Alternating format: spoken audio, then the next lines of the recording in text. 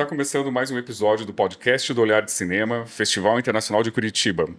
A gente ainda tem mais 2 dias de festival e seguimos gravando aqui no aquário montado diante da sala de exibição no Museu Oscar Niemeyer, em Curitiba. Meu nome é Irineu Neto e eu apresento o podcast com nossa anfitriã, Lorraine Mendes. Olá, Oi, Lorraine. gente, tudo bem? Muito feliz de estar aqui para mais um episódio. E hoje a gente conversa com a Ana Letícia Leite, gerente de negócios na Conspiração Filmes, uma das maiores produtoras independentes do Brasil. A Ana Letícia é responsável pela gestão da estratégia de negócios e pela produção executiva de filmes de longa-metragem da Conspiração. Ela já está há 3 anos trabalhando na Conspiração e, antes disso, foi gerente de negócios em outra produtora importante do país, a Vitrine. Seja bem-vinda, Ana, e obrigado por aceitar o convite para bater um papo com a gente aqui no podcast. Obrigada, prazer estar aqui com vocês, participando aqui, batendo esse papo. E primeira vez que eu estou aqui no festival, primeira vez que estou em Curitiba, então tudo novidade. Olha só, a primeira vez, qual foi a tua primeira impressão da cidade, ou qual é a tua impressão da cidade agora? Frio. Os cariocas sempre sofrem. Né? Não, mas me deram uma assustada antes de chegar aqui. Falaram, nossa, tá muito frio. Eu falei, tá muito... não achei tanto. Uhum. Mas estava pior, você levou sorte. Né? Tava pior os dias anteriores. Hoje eu achei menos frio do que ontem já. Já vim com um casaco um pouco menos, né? Mais levinho. Mais levinho. Hoje tá tranquilo. E é bom que você saiba que uma das obsessões do curitibano é falar sobre o tempo. Então a gente pode fazer o podcast inteiro falando só sobre o tempo. Aqui, né? Assim, porque é isso, né, Big? Quando vai chover, se tá úmido, se não tá. É verdade. A gente conversa muito sobre isso. Podcast sobre O Instagram do tempo. curitibano no inverno é só tipo, nossa, 0 graus, 1 grau. Muito bom. A gente no Rio faz 20 graus, tá todo mundo engasalhado, né? Então, você imagina. Imagina. A gente realmente pode ficar aqui meia hora falando E sobre 20 graus isso. para nós é calor. Imagino. Alto. Assim. Bom, eu queria começar te perguntando, essa é uma curiosidade minha mesmo, assim, como foi que você se descobriu que poderia trabalhar na área de negócios de cinema? Você tinha esse interesse, surgiu cedo, você foi descobrindo isso com o tempo, como foi isso? Olha, eu descobri trabalhando, assim, foi um caminho, né? Eu entrei na faculdade para fazer jornalismo, porque eu sempre gostei de escrever, gostava de muita coisa, né? Uma pessoa 100% humanas, nada de exatas. E eu falei, vou fazer jornalismo, e eu sempre gostei muito de futebol. Nossa. Aí eu entrei na faculdade, na UFRJ, lá no Rio, para fazer jornalismo, e no meio do caminho comecei a trabalhar num telejornal online da faculdade, né? Não trabalhar oficialmente, né? Mas ali. E aí descobri que a minha coisa era por trás das câmeras, assim. Então eu comecei a escrever roteiro, produzir programas. E aí, em algum momento, eu comecei a trabalhar com produção. Trabalhei na Record com produção de novela, que é uma loucura, e não tem nada a ver com o que eu faço hoje. Mas também saí, acabei, né, entendendo que não era o caminho, e em algum momento eu fui parar na Rio Filme, que é um órgão da Secretaria de Cultura do Rio de Janeiro que trabalha com investimento em audiovisual. E foi lá que eu descobri, né, eu acho que a época que eu entrei na Rio Filme, a Rio Filme estava muito voltada para o negócio, para o retorno, né, que as produções podiam dar para a cidade do Rio. Então eu comecei a entender a distribuição, que eu acho que foi um grande gap na minha formação. Eu acho que hoje, talvez quem estuda cinema hoje entenda um pouco mais, mas assim, a distribuição, na minha época, eu nunca ouvi falar assim, na faculdade. Isso. Né? Porque aí eu acabei, quando eu entendi que não era jornalismo, eu fui fazer rádio e TV, que é um curso de audiovisual da UFRJ. Mas ali na Rio Filme, lidando com investimento, com retorno, porque eu fui gerente de investimento de uma área que justamente investia nesses filmes maiores, né, ditos maiores, com maior orçamento, e que a Rio Filme tinha retorno. Então, ali eu comecei a entender essa lógica do negócio, né, do audiovisual, e descobri que achava que, né, me interessou muito, né, me interesso muito por esse... Mas é curioso você falar isso, porque a distribuição é a base do investimento, se a gente for pensar do retorno do investimento. Exato, né, sem distribuição não tem retorno. Não tem retorno. Né? Se o filme não vai para lugar nenhum, exato, né, não tem retorno. E é uma questão para várias áreas, né? Não para cinema, mas para música, a gente vê também, né? O jornalismo passa por um problema grave de distribuição também. Eu acho que é um gap ainda hoje, né? Eu acho que hoje a gente fala muito mais de distribuição, tem mesas sobre, né, aqui no festival sobre distribuição, mas eu acho que a gente precisa falar mais ainda, né? Pegando esse gancho e trazendo a conversa para o presente, você poderia falar um pouco sobre o teu trabalho na conspiração hoje? Sim. Explica pra gente como é mais ou menos o dia a dia de trabalho ali, a mão na massa. Tá. Eu hoje sou gerente de negócios na Conspiração, e o gerente de negócios é um gestor do projeto, né? Eu me lembro que quando eu entrei na Conspiração, a minha chefe hoje, a Juliana Capellini, que é a diretora dessa área de longas, falou, olha, é um guardião, você vai ser a guardiã do projeto. Então, a gente acompanha o projeto ali do começo, da prospecção, passando pelo desenvolvimento, acompanha a produção até a parte de lançamento. Então, assim, eu acompanho todo esse trajeto do projeto na Conspiração. Ali muito junto de todas as áreas, né? Então, a gente meio que faz a costura entre todas as áreas. E isso passa também por financeiro, por jurídico, assim, é um trabalho bem completo, assim, e é um trabalho que eu gosto muito de fazer. Né? E a gente, dentro da Conspiração, se divide também, os gerentes de negócio se dividem por projetos. Então, eu, por exemplo, divido projetos de longa com uma outra gerente, porque a gente tem muitos longas. Né? A Conspiração produz, né, alguns longas por ano. E aí a gente tem um gerente que cuida mais de série, então a gente se divide um pouco ali por projetos. Mas qual é a diferença entre o gerente de projeto e o produtor, por exemplo? Porque parece um pouco produção, né, também. É porque a Conspiração, como ela é mais segmentada, eu acho, do que a maioria das produtoras, a gente tem uma área de produção. Então, a gente tem ali uma diretora de produção e uma coordenadora de produção que acompanham só a etapa de produção. Então, elas não se envolvem no desenvolvimento, não se envolvem, né? Óbvio que tem alguma interseção com a pós-produção, mas pouco. A gente acompanha o projeto dentro da Conspiração do começo ao fim. E aí a gente tem as áreas, né? O desenvolvimento acompanha ali toda a parte, né, do roteiro até entregar para a produção acompanha a filmagem, após, e a gente tem uma área de marketing que acompanha o lançamento, e a gente é a área que acompanha todo o processo. Ah, legal. E quais os formatos, assim, hoje, Ana, que vocês mais trabalham, né, de projetos que vocês mesmos, dentro de casa, né, fazem toda a criação, desenvolvimento, ou com criadores parceiros, ou com coproduções? Conta um pouquinho, que eu acho que é legal para o pessoal também entender. Eu acho que a Conspiração tem um portfólio muito, muito amplo e muito diversificado, né? A gente produz desde séries enormes, tipo Dom, que é para a Amazon, né? Ano passado a gente lançou o Alto da Compadecida 2, o Ainda Estou Aqui, que é uma coprodução da Conspiração com a produtora do Walter Salles e com a RT Features. Não é uma produção só da Conspiração. E muito nesse lugar de produção física, um pouco por conta da capacidade de produção da Conspiração. Né? A gente tem uma estrutura interna grande também. Né? Então, a gente tem jurídico interno, financeiro, controladoria. Então, acho que a gente tem uma capacidade de produção grande. A gente acabou de filmar um longa que chama 15 Dias, que é baseado num livro de um autor jovem chamado Vitor Martins, que é um projeto que eu estou acompanhando. Assim, é muito diversificado. A gente tem feito publicidade, voltou a fazer um pouco de publicidade recentemente também. Então, tem de tudo. Não tem limite. Assim, a gente tem feito... Agora, a gente está muito voltado também para o mercado internacional, buscando projetos em coprodução. Legal. Então, assim... Não tem muito limite, não, gente. A gente faz... Faz de tudo. De tudo. Acho que o principal é buscar projetos que a produtora se identifique, projetos de qualidade, né? Mas, assim, a gente fez Tô de Graça, que é um filme baseado numa série do Multishow, do Rodrigo Santana, que é super popular, e a gente fez o Ainda Estou Aqui. Então, assim... Esses dois universos.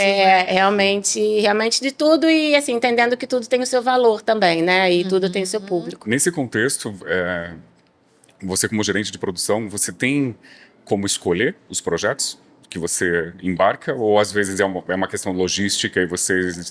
Hoje muito logístico. Óbvio que a gente tenta, né? Tipo assim, esse daqui eu queria tanto, eu gosto, né? Tem um projeto nosso mais pra frente, que eu, enfim, não posso falar muito agora ainda, mas que é sobre uma bailarina negra que foi brasileira, que foi a primeira bailarina do Balé do Harlem. enfim, e que é filha de uma figura super importante também, e que eu particularmente me identifico muito, por motivos óbvios, e que, assim, gostaria. Não sei até lá, porque é isso, a gente também tenta não bater projetos, né? Então, assim, eu tô com um projeto agora que acabou de filmar, um que lança agora em agosto, um que está em pós. Então, assim, eu lido com muitos projetos ao mesmo tempo, a gente tenta não bater dois filmando ao mesmo tempo, por exemplo. Que aí fica mais difícil da gente acompanhar tudo. Pegando o embalo do Ainda Estou Aqui, que você citou, que a conspiração estava envolvida no trabalho também, como é a dinâmica de trabalhar em colaboração com outras produtoras grandes também, como a Videofilmes, a RT Features? Vocês meio que sentam e dividem as obrigações? Sim. No caso do Ainda Estou Aqui, por exemplo, a conspiração ficou muito nesse lugar da produção física, né? Então, toda a produção foi tocada pela conspiração, mas sempre ali muito em acordo e aprovando tudo com a Videofilmes e com a RT. Então, assim, tem uma divisão de funções sempre, né? O Alto também, ele é uma coprodução com a H2O, produtora, não distribuidora, eles distribuem o filme também, mas também é uma coprodução. Então, sempre tem ali um acordo, né, no início, tanto em termos de contrato, quanto em termos de trabalho mesmo, de como vai funcionar a parceria. Legal. E para as produtoras, por exemplo, menores, né? Porque acho que toda produtora menor tem o sonho de conseguir fazer uma grande coprodução, trabalhar com vocês. Quais são os elementos que vocês olham hoje para escolher os projetos e também para definir uma estratégia de coprodução com produtoras independentes menores?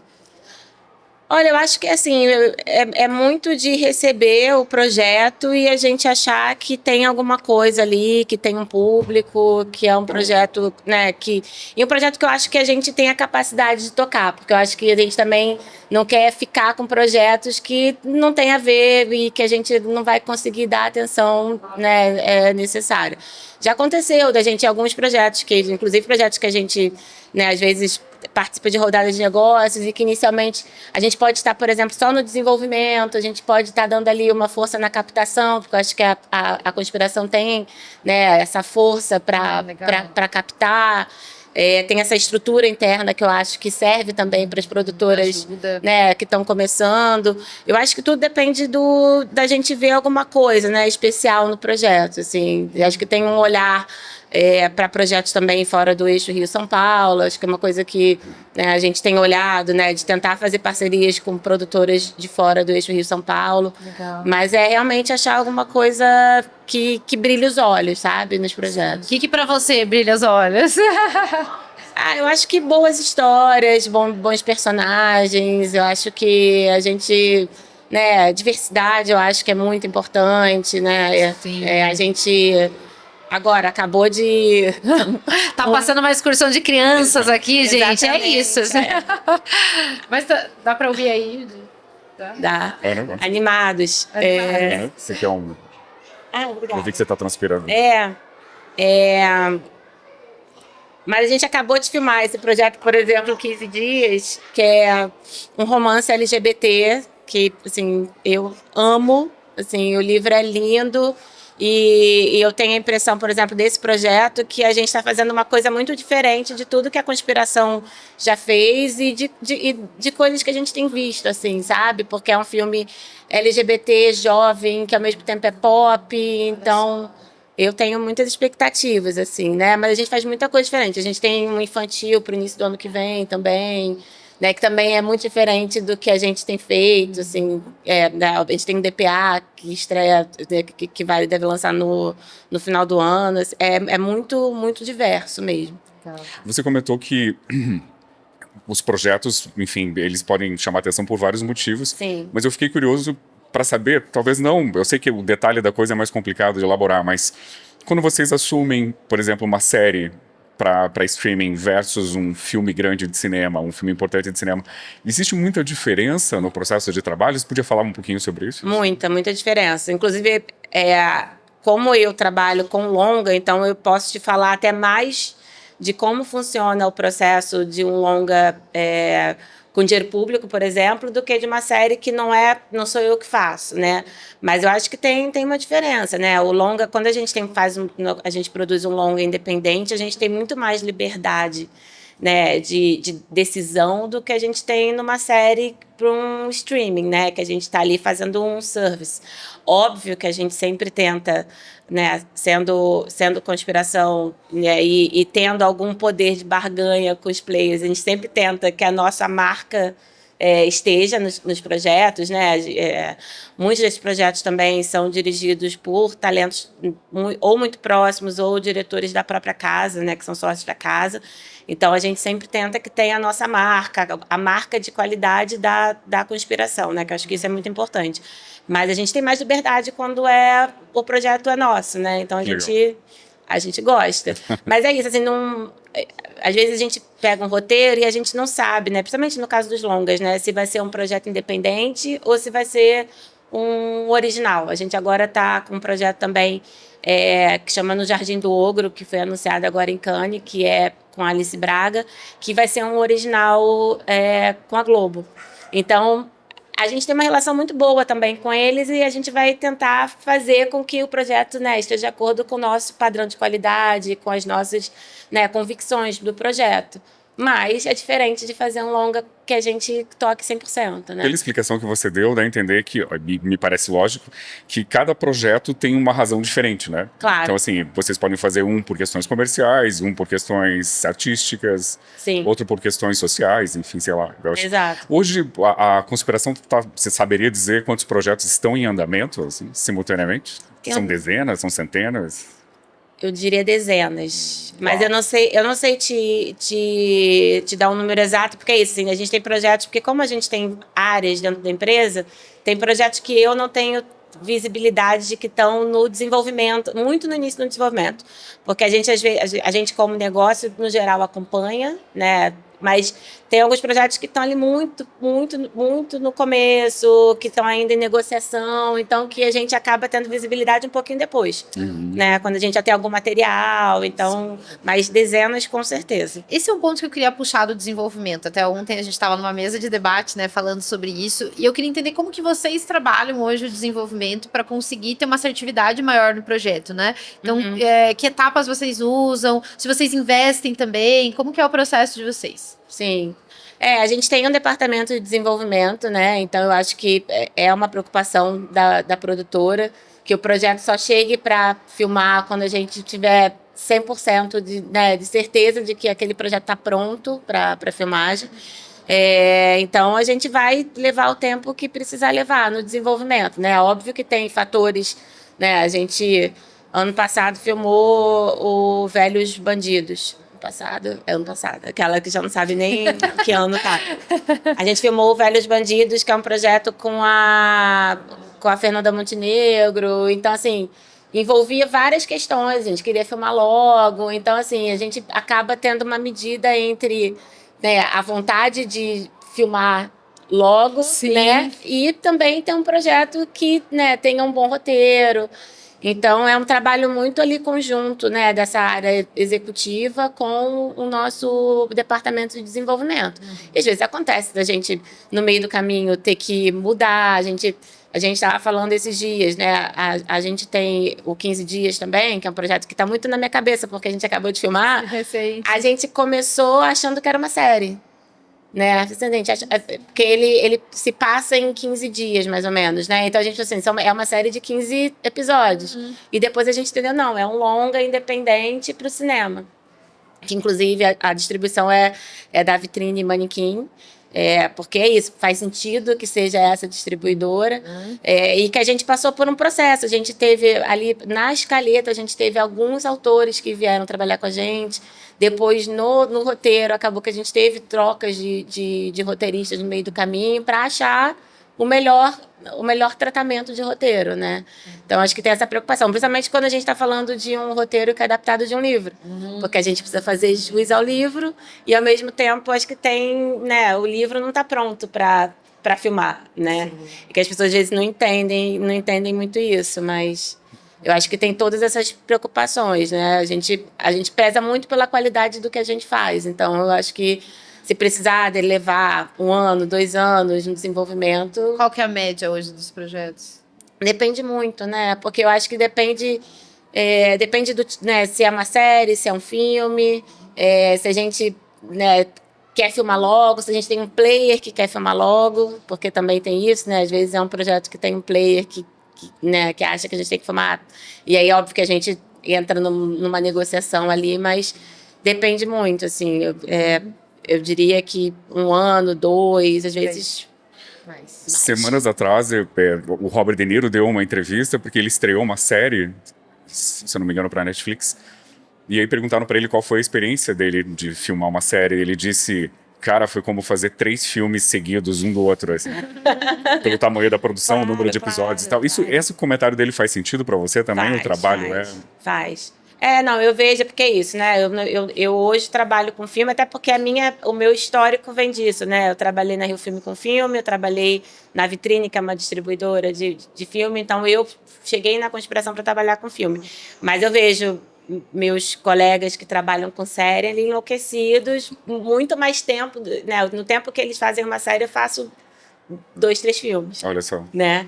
E daí eu acho que cada coisa tem a sua complexidade, né? Uhum. Assim, eu acho que quando você tem uma série, eu acho que tem uma complexidade ali de produção grande, mas ao mesmo tempo é um player que te dá o dinheiro todo, tá captado, foi. Enquanto a gente, às vezes, para fazer um filme independente, leva 2, 3, 4 anos. Esse é um ponto bem interessante, acho, de a gente falar, né? Do ponto de vista até de ecossistema, de equilíbrio financeiro, né? Como que é essa escolha entre um filme e a série, né? E se existe hoje uma preferência por um ou por outro no mercado, pensando nessa viabilidade financeira e formatos de financiamento. Não, eu acho que depende, né? Depende do player. Eu acho tem alguns players, né, que acabam preferindo o formato de série, mas no geral eu acho que tem um equilíbrio. Eu não vejo tanta diferença, não. O que acontece é que, no geral, a maioria das séries que a gente faz acabam sendo originais, né? Acabam sendo encomendas ou projetos que a gente leva para players direto. E os filmes, a gente tem feito muito filme, a grande maioria dos filmes que a gente faz são projetos independentes. Até porque a gente também quer muito cinema, né? Acho que todo mundo, né? E aí eu acho que é uma vontade conjunta da produtora, dos diretores que a gente trabalha, todo mundo quer ver o filme no cinema, né? Apesar de entender agora, né, que algumas janelas sejam mais curtas, ou, né, e aí também tem a questão, eu estava até vendo ontem também uma mesa aqui, e estavam falando que às vezes tem filme que não é para o cinema, mas é difícil também, né? Porque acho que todo mundo que faz cinema quer ver seu filme na tela grande, né? É muito doido você pensar num filme que vai direto pro streaming. E aí a gente agora, por exemplo, com o Jardim do Ogro, a gente tem uma janela de cinema, né? A gente não vai direto pro streaming. Eu, particularmente, trabalhando com cinema, acho uma decisão acertada, mas é isso, a gente tem também que tem complexidades ali, né? Você citou um exemplo de um filme, 15 Dias é o nome, né? Isso. Eu fiquei curioso para te perguntar, como foi esse processo de decisão de entender que não seria uma série e que seria um filme? Eu acho que envolveu tanto o conteúdo, porque eu acho que a gente trabalhou ali, né, em escaleta, em argumento, tentou criar ali uma escaleta, uma bíblia para a série, entendeu que talvez não fosse isso, voltou. E aí a gente também foi entendendo o interesse do mercado, né? Porque enquanto a gente está desenvolvendo, a gente também está prospectando. E aí eu acho que também teve a ver um pouco com o que a gente conseguiu. A gente conseguiu um player que se interessou pelo formato de longa-metragem. A gente entendeu que tinha formas de captar com fundo setorial, é um filme que tem fundo setorial, é um filme que tem incentivo de patrocínio. Então, acho que é um conjunto das duas coisas. E foi tomada a decisão, então, lá atrás, bem no comecinho? Mais ou menos, a gente teve um caminho. Teve um caminho. Esse filme, o livro, eu acho que ele foi opcionado em 2022, talvez. A gente filmou agora em 25. Então, assim, foram 3 anos aí de decisões, vai e volta. Então, Acho que complexo. entender também como que é feita essa estratégia, Ana, de pensar esses formatos de financiamento, né? Durante a coisa andando. Então, conta pra gente como é que é. Você pega esse projeto no comecinho e já pensa todos esses formatos e vai testando, ou isso já é algo que é definido? Como que vocês trabalham hoje? É uma loucura, né? Então, é assim. É basicamente uma loucura. Os amigos que passam. Aí, ó, os amigos dando oi. No nosso aquário. Exatamente. A gente fica aqui no aquário, as pessoas passam. É basicamente uma loucurinha, assim. Eu acho que tem um feeling nosso, né? Vou pegar esse projeto aqui, ele é um longa, e onde que a gente acha que a gente consegue captar para esse projeto, né? E aí pensando numa estrutura de uma produtora que é grande, que trabalha com muitos projetos ao mesmo tempo. Pois é. Né? Então, assim, tem uma estratégia, inclusive, de decidir, abrir o edital da Rio Filme, que projeto que a gente vai escrever. A gente tem muitos. Exato. Então, assim, acho que tem uma decisão estratégica de entender assim, ó, esse edital aqui eu acho que tem mais a cara desse filme ou dessa série. Eu acho que aqui a gente consegue, e aí a gente vai, né, montando uma estratégia, né? Esse aqui eu acho que tem mais cara de fundo setorial. Esse aqui é no Rio, então Rio Filme, Cash Rebate, que a gente tem acessado bastante o Cash Rebate do Rio. Legal, no Rio. Aí, às vezes, um filme que, né, é em São Paulo, então a gente vamos tentar um Cash Rebate de São Paulo, uma marca, a gente tem trabalhado bastante com marca.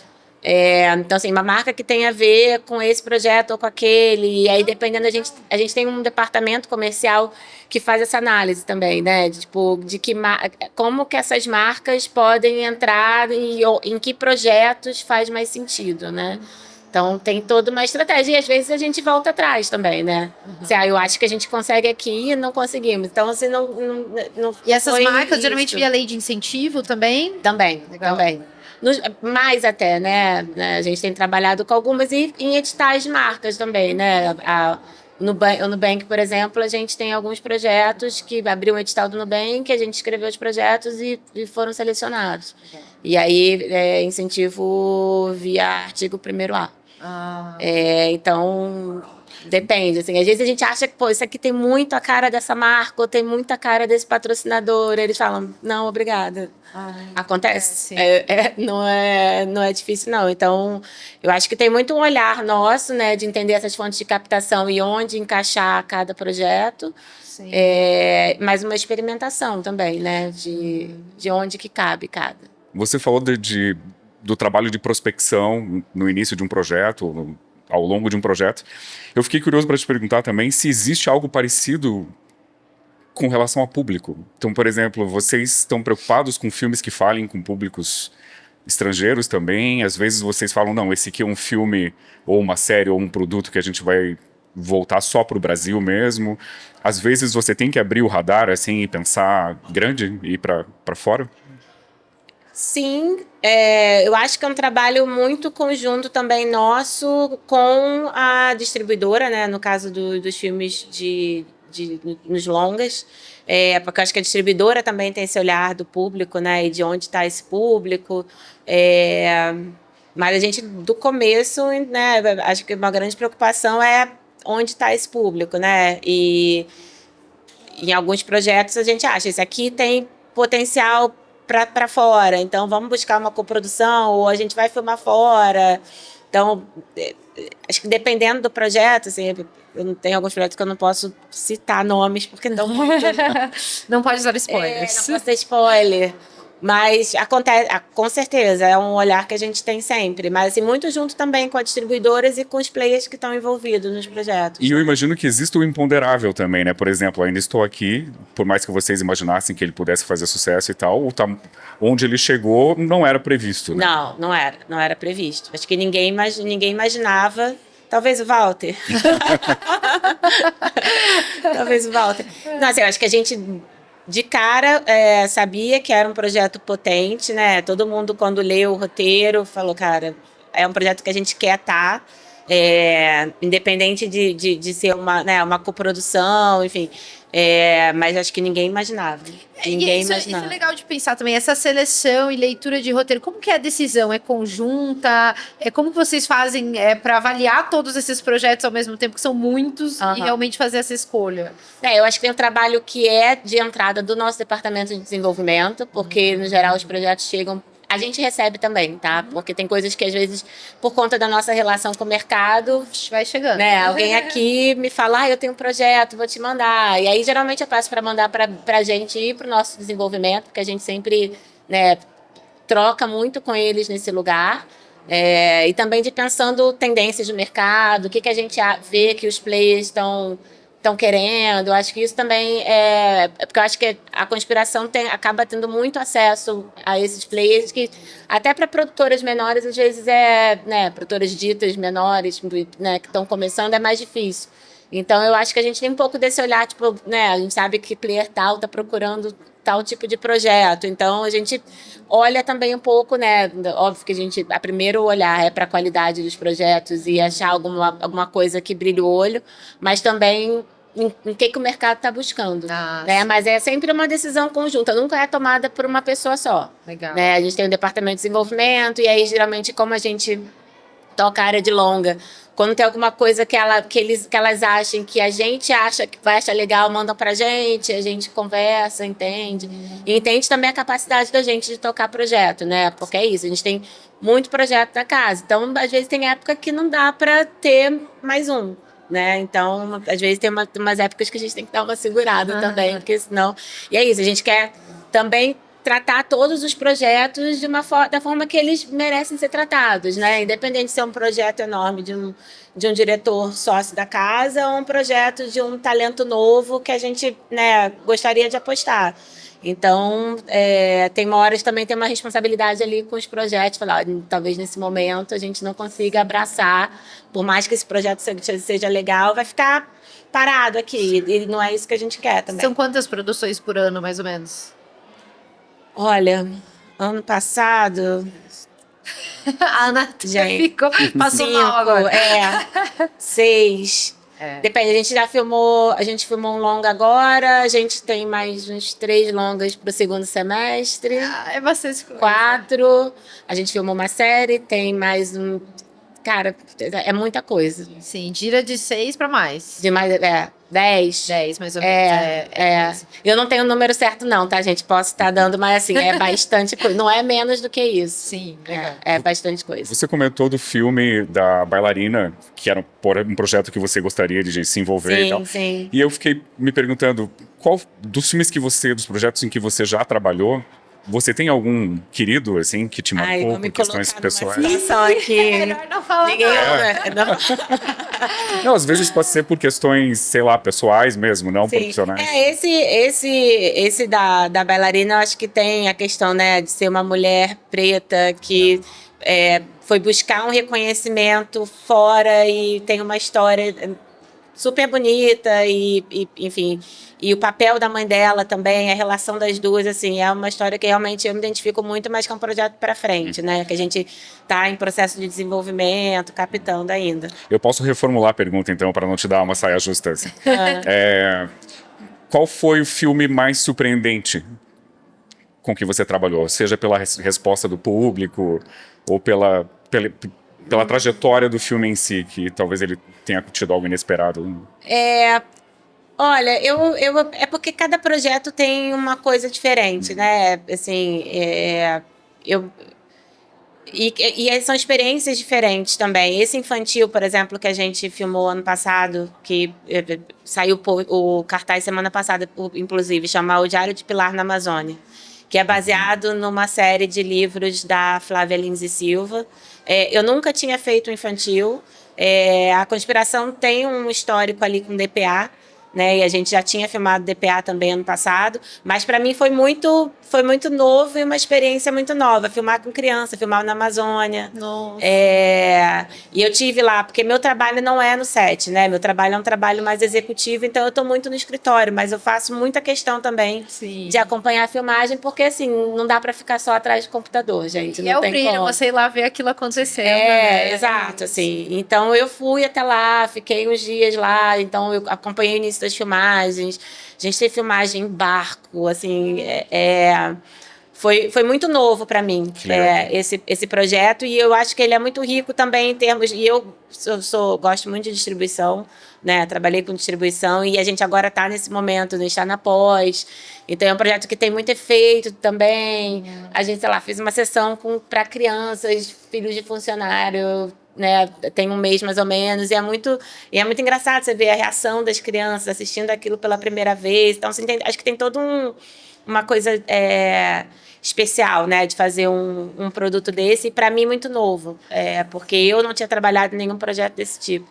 Estou ansiosa. Falou um pouquinho da questão de distribuição, né, que você trabalhou, se identifica. Eu acho que é legal você trazer também um pouquinho desse processo para vocês do pós a distribuição, a finalização do corte final. Sim. Né? Como que é para vocês saber que o produto tá pronto? Tipo, em que momento vocês conseguem, não, agora tá pronto. E como que faz esse planejamento estratégico da distribuição? Tá. Eu acho que a conspiração, por conta do nosso tamanho, da nossa estrutura, a gente acaba se envolvendo bastante, né? Porque a gente, em teoria, tem uma distribuidora que a gente poderia entregar na mão o filme e falar, vai lá, toca, é sua vez. E a gente não faz isso. A gente está muito junto nesse processo de divulgação, assim, aprovando todos os materiais, dando feedback, assim, de trailer, de cartaz, dando ideias. Então, assim, eu particularmente curto muito essa parte, porque, né, trabalhei com isso, gosto muito da distribuição, entendo a importância, acho que realmente, assim, a gente produz para um público, né? Então, assim, se não tiver um público que vai assistir aquilo, assim, perde um pouco o sentido, assim. Então, a gente participa muito desse processo, né? Tem a distribuidora ali com a gente desde às vezes antes de filmar, né? No 15 dias agora, por exemplo, a Vitrine estava com a gente desde o desenvolvimento. Então, eles acompanharam os tratamentos de roteiro, deram notas de roteiro, tanto eles quanto o player que a gente tem é um player que licenciou a janela de streaming, né? Para um momento pós-cinema. Então, eles participaram também desde o desenvolvimento. Então, a gente está ali desde o começo pensando em estratégias, que materiais que a gente vai fazer no set, e já desenhando ali como a gente acha que vai ser o cartaz, como é que a gente imagina um trailer. Então, a gente está sempre ali, né, e aí acompanhando após. Né, a gente agora, né, terminou de filmar, então a gente em algum momento, dali a pouco, a gente vai ter um primeiro corte que vai ser dividido tanto com a distribuidora quanto com esse player que está envolvido, para eles acompanharem no final. A decisão sobre o corte é da produtora, porque é um projeto independente, graças a Deus. Mas eles estão muito junto com a gente, porque é isso, né? Eles que vão, né, gerenciar essas janelas de exibição, tanto cinema quanto a janela, né, posterior. Então, é tudo muito pensado a 4, 6, 8 mãos ali, né? Ana, falam muito do impacto da pandemia nos cinemas, da era do streaming. Parece que existe ainda uma tensão grande entre as duas áreas, né? Streaming versus cinema. Sim. Eu queria te perguntar em que medida esse momento de mudança, ou crise, como queira, assim, influencia as decisões de vocês? Vocês estão acompanhando essa discussão? Claro. Como que vocês se posicionam? Que tipo de efeito isso tem nos cálculos que vocês fazem? Eu acho que a gente está voltando, né, para um momento melhor do cinema agora, né? Eu acho que eu acho que os resultados do final do ano passado deram uma esperança para a gente de que as coisas, né, vão voltar a melhorar. Pelo menos é a nossa vontade, né, o nosso desejo, e, né, estamos torcendo por isso. Que o público aumentou, né, pela primeira vez em anos. Né? Isso.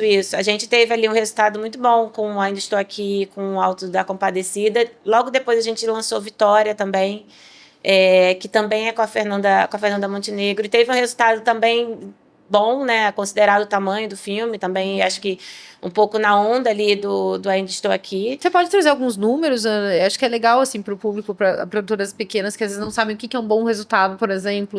Eu acho que depende muito do projeto. Depende muito do projeto. Eu acho que é isso, assim, eu ainda estou aqui, talvez a gente pensasse ali, né, e aí tô aqui eu jogando números, né, num público de 500, 1 milhão, e aí fez, né, muito mais do que isso, né, o Alta Compadecida, eu acho que a gente já tinha muita expectativa, né? Porque, né, o Auto da Compadecida, vindo de uma franquia de sucesso, que todo mundo estava ansioso para ver que filme 2 é esse, então acho que a gente já tinha uma expectativa muito boa. Mas, sei lá, o Chico Bento, por exemplo, assim, sabe, que é um filme infantil. Assim, eu acho que depende muito. Assim, eu acho que na volta da pandemia também a gente teve o Nosso Sonho, né, que é da Vitrine, por exemplo, que fez ali perto de 500, 600 mil e que foi um resultado bom para aquele momento do mercado, sabe? Acho que depende muito desse momento e muito do projeto que você está tratando, né? Vitória, eu não tenho o número certo, Isso em bilheteria de cinema, né? Só para o pessoal saber. E bilheteria de cinema. Mas eu acho também que esse momento do mercado, né, falando um pouco dos nossos cálculos, também coloca um pouco a expectativa nessa venda posterior, né, para o streaming, para o canal. Né, que a gente, óbvio que a gente quer contar com cinema, mas eu acho que não só a gente, como as distribuidoras e as produtoras acabam também, né, então assim, se eu não consigo no cinema, da onde que vai vir tanto porque a gente capta tanto como receita, como para financiar os filmes também. Então, acho que a gente conta muito com esse segundo momento, né? Com essa receita que vem do streaming e dos canais, na hora de fazer esses cálculos. Tá, mas parece então que vocês estão otimistas com o cinema. Acho que a gente tem que estar, né? Eu ia até trazer também essa questão das coproduções internacionais, né? Vocês já trabalharam com grandes coprodutoras, né? E distribuidoras também internacionais. Como é que tá essa força hoje, né? Do Brasil pensando nessas coproduções? E o quanto você acha que isso fortalece, né? O projeto também, enfim. Conta um pouquinho desse processo. Eu acho que, né, depois do Ainda Estou Aqui, né, que eu acho que foi o ápice, né, do Oscar e tudo mais, o filme do Kleber agora, em Cannes, né, o filme do Mascaro também, que está indo super bem, né, no circuito de festivais. Eu acho que a expectativa é muito boa, assim, né, e eu acho que todo mundo quer aproveitar um pouco esse momento, né? E pensando em tamanhos diferentes de filme, porque, né, com certeza o orçamento do filme do Mascaro não é igual ao orçamento do filme do Kleber, que não é igual ao orçamento do Ainda Estou Aqui. E eu acho que tem espaço para, né, para esses diferentes cinemas, né? Porque eu acho que o Brasil é tão diverso e a gente tem cinemas tão diversos e eu acho que essa expansão para o mercado internacional acho que ajuda a gente, né, a mostrar para fora tudo que a gente produz aqui, né, e sabendo que às vezes vão ter projetos que são muito locais também, né, que a gente sabe que não tem essa perspectiva internacional, mas a gente vai costurando e entendendo ali, né, mas eu acho que o momento é bom, assim, eu acho que desde a pandemia, assim, eu acho que é o melhor momento que a gente tem do cinema. Receptividade, assim, para coproduções. Eu acho, do mercado internacional. Eu acho que é isso, assim, a gente, no Jardim do Ogro, por exemplo, eu acho que tem uma perspectiva, no Jardim do Ogro é baseado num livro francês. Então, eu acho que tem uma perspectiva de uma boa recepção do filme no mercado internacional, tanto em termos de, né, não de coprodução, porque a gente já tem uma parceria fechada ali com a Globo, mas em termos de receptividade de circuito de festivais e do público também. Na tua opinião, você acha que o cinema autoral vai seguir tendo espaço? Seja, não só no cinema, mas também no streaming? Ou porque fala-se muito que com a predominância do streaming, as fórmulas estão se impondo, né? Então, assim, você tem a fórmula que segue para contar a história de ficção científica, enfim, fórmulas. Sim. No caso do cinema autoral, você acha que ele vai continuar forte ou com espaço? Eu acho que sim, eu acho que a gente está vendo isso um pouco com a receptividade que a gente está vendo aí fora de projetos que não são necessariamente comerciais, né? Como o do Kleber, né? Como o do Kleber, exato. Eu não vi o filme ainda, tô ansiosíssima. Eu também. Então, alô, Vitrine, por favor, sessão especial pra gente. Parece que ele vai estrear em setembro, né, no Brasil. Exato. Tô ansiosíssima, adoro assim, o cinema do Kleber, assim, acho ele genial. E eu acho que é isso, acho que é um sinal de que a gente tem espaço, né? Eu não sei, né, não tenho informação sobre venda do filme para outra janela, mas imagino que assim, é o filme o filme do Kleber, né? E eu não acho que seja só ele, não. Eu acho que tem um público para esse cinema também, né? Eu acho que, óbvio que as fórmulas acabam se impondo e o cinema comercial é muito forte, né? Porque é o que o grande público teoricamente quer ver, mas eu acredito, assim, acredito muito. Inclusive é isso, assim, a gente acaba numa estrutura de uma produtora tão grande como a que eu trabalho. A gente não escolhe muitos projetos que a gente toca, e aí alguns a gente acaba gostando mais ou menos, mas assim, eu vim um pouco do cinema autoral e um pouco do meu gosto pessoal também. Que legal. Então eu torço sempre. Eu acho que as perspectivas são boas, né? Bacana. E o papel dos festivais, assim, na tua opinião, né? Acho que é legal entender se você circula bastante hoje, como é que tá sendo aqui no Olhar de Cinema também a tua experiência, né? E o que você vê de papéis de festivais no Brasil, assim, em relação a essa construção de audiência também. Uhum. Eu acho fundamental, assim. Eu não venho de uma base, nem de uma família cinéfila. Eu conheci cinema, né? Comecei a acompanhar cinema e entender cinema na faculdade, né? E me formei muito nesses festivais que a gente vai, né? Tipo, eu fui voluntária no Festival do Rio na faculdade, assim, sabe? E eu me lembro muito de ficar ali no Festival do Rio assistindo filme ali no meio do trabalho, ficar sentadinha no degrau assistindo filmes, né? Tipo, eu gosto muito do Almodóvar. Eu também. Eu sou muito fã do Almodóvar, então assim, eu me lembro muito desses momentos ali, né, de começar a entender, né, essa filmografia dele. Depois tive meu momento, eu fiz uma pós na Espanha já um pouco nessa onda da gestão, que era uma pós de gestão da indústria cinematográfica, mas tive a oportunidade de me aproximar dessa realidade de um diretor que eu comecei a admirar ali na faculdade, sabe? Então, e muito por conta desses festivais, assim, lá na Espanha também tive a oportunidade de participar de alguns festivais locais, né? Eu fui para São Sebastião. Incrível. Então, eu adoro esse clima de festival, acho muito importante, acho que abre o olhar para coisas que você não vê normalmente, sabe? Eu tenho uma experiência muito boa que eu conheci no Festival do Rio, não nesse que eu fui voluntária, mas alguns anos depois, eu assisti um filme indiano pela primeira vez. Caramba. E eu me lembro muito que foi uma experiência muito marcante para mim. Eu estava com uma amiga assistindo e aí as danças, e aí tinha um intervalo no meio do filme, um filme de 4 horas. Eu falei, gente, que incrível, sabe? E é um filme que eu nunca teria assistido se não fosse o Festival do Rio, né? Eu falo Festival do Rio porque eu sou do Rio e é o festival que eu mais tive, assim, né? Hoje em dia a gente acaba até, por conta de trabalho, nem conseguindo, né, ter esse tempo de assistir 20 filmes, mas eu era essa pessoa na faculdade que assistia 10, 20 filmes no Festival do Rio, assim, né? Mas tive a oportunidade de estar na Mostra de São Paulo também ali no finalzinho da pandemia, quando eu estava na vitrine. Eu acho incrível. Tô achando incrível que não consegui assistir nenhum filme ainda, porque eu cheguei ontem. Sim, e o evento de mercado daí tava uma correria também.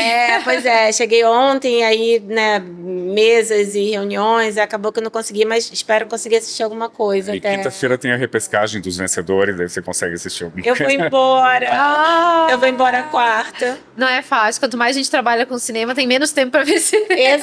Exatamente. Eu via muito mais cinema antes. A gente tem que assistir, Claro, né? Não tem como. tem que acompanhar. Mas a gente acaba tendo menos tempo. Escolher, mesmo, né? Fazer escolhas. Maravilha. Ana, eu queria te agradecer muito em nome do festival, dizer que a gente está muito feliz de te receber, não só do festival, do evento de mercado também, né? Então, portas abertas para você voltar, ver muitos filmes, participar com a gente. Obrigada. E parabéns aí pela tua carreira. Obrigada, gente. Muito feliz de ter participado aqui. Tava um pouco ansiosa, mas foi ótimo. Não, foi ótimo. Obrigado, Ana. Foi bem legal. Obrigada, gente. É isso, gente. Então a gente se vê no próximo episódio. Não deixem de seguir também o Olhar de Cinema, nos acompanhar aí nas redes sociais e baixar o aplicativo para ficar por dentro aí das novidades.